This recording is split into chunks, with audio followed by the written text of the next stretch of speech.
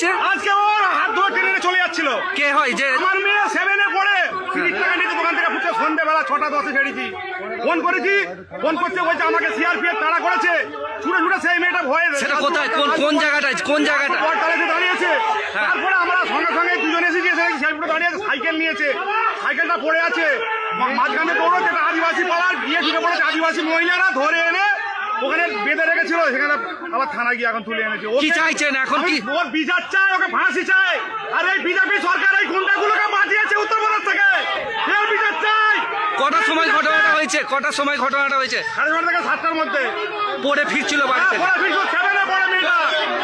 মদ খেয়েছে, মদ খেয়েছে। মা বোনেদের, এরা বলে মা বোনেদের সম্মান, কিসের সম্মান? সেন্ট্রাল বাহিনী। আপনি মেয়ের বাবা?